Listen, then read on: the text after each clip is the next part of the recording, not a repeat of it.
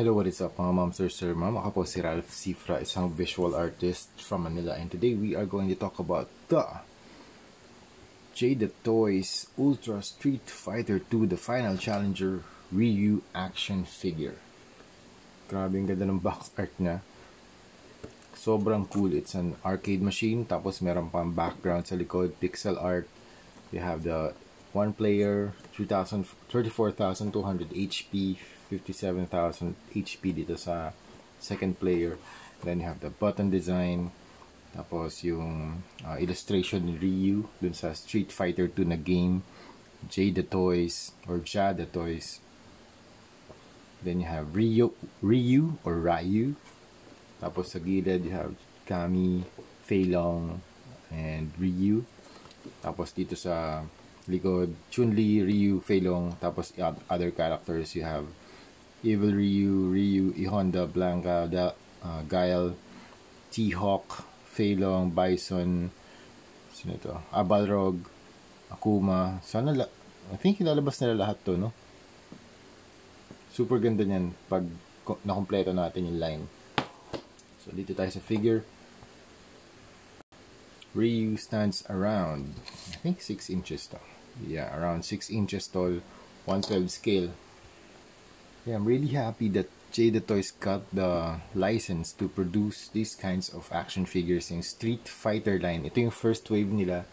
So sa first wave we have ito si Ryu, Fei Long, and Chun-Li. So meron tayo niyan. And naghahanap ako ngayon ng Bison, Dalsim, and Ken. So yun yung wave 2.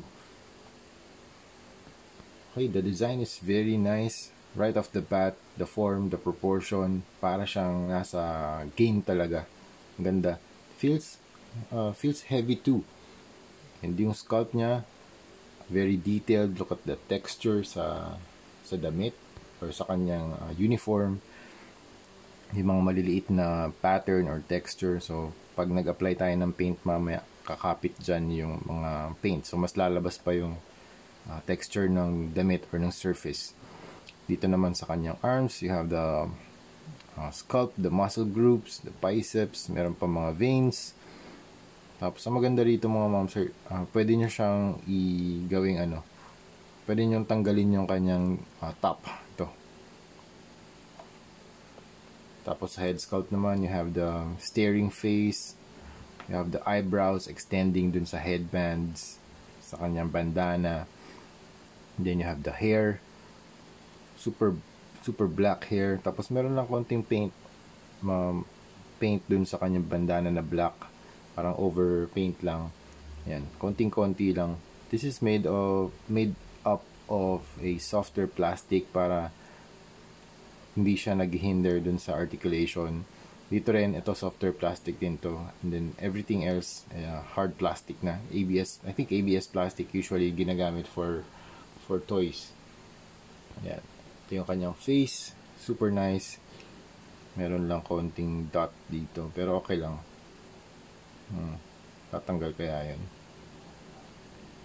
Parang meron siyang konting blemish dito. Ayan. Then you have the alt head. Ito yung kanyang angrier face. Super nice. You have the eyebrow design na nag-overlap sa kanyang bandana. The texture of the hair, yung pagkaka-fold ng hair over the bandana naman, super nice. And then din dito, meron lang din black dun sa bottom part, sa top part nitong bandana, kung saan siya nakakabit dun sa buhok. Super nice, super clean nung pagkakapinta ng eyes. Then you have the pointed nose, the chin, the ears.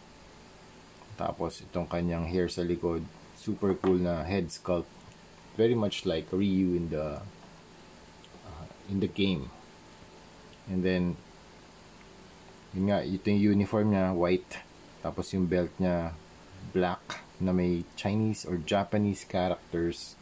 And then ito yung kanyang arm guards or hand gloves or gauntlet na lang. Dapat to leather brown. Okay, sa accessories niya, to pinaka cool na accessory dito, yung kanyang Hadouken Fireball. Yung kanyang Fireball. Super cool, grabe. It's translucent blue plastic. Ito may soft itong mga pointed parts. Pero, grabe ganda. Matatanggal kaya? Paint din natin to. Pero as is, maganda na siya. I think mas pag in-sprayan natin to ng flat top coat, tapos maglagay tayo ng highlights, as in, siguro mas magiging comic book style siya. Yun yung gagawin natin dito, yung ginagawa natin sa Beast and kay Cable. Yan. Tapos dito babaguhin din natin yung kanya arm, ano ba tawag dito? Hand guards, hand wraps, hand guards na lang. Yun. Articulation natin up. Uy, grabe naman. Ay, articulation up. Ganda. Teka, zoom out ko Okay, up, down, tilt. Nice. Ang lakas ng, ang taas ng range of motion ito. Tapos ito natatanggal. Kasi no, pwede pang ma-remove yung jacket.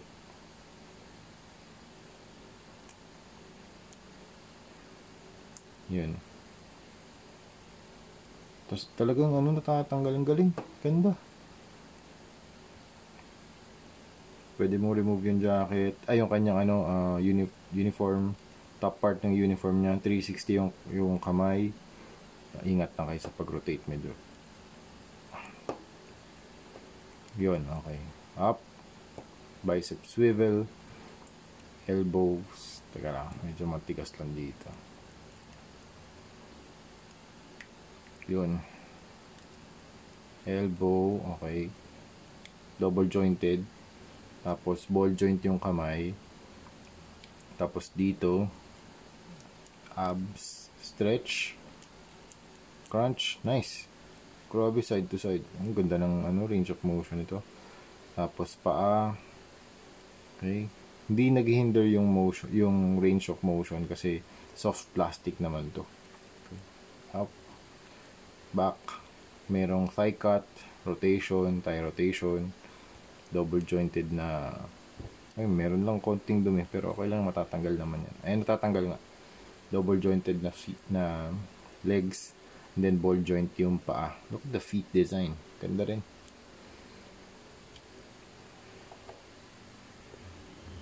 Grabe, overall this is a very very nice action figure from Jada Toys. Super cool. Let's start the line. Let's start the customization process. Super excited na ako. And yun. And yun, mga momsir. Thank you very much for watching. And see you sa next video. Next natin si Fei Long or Chun Li. Okay?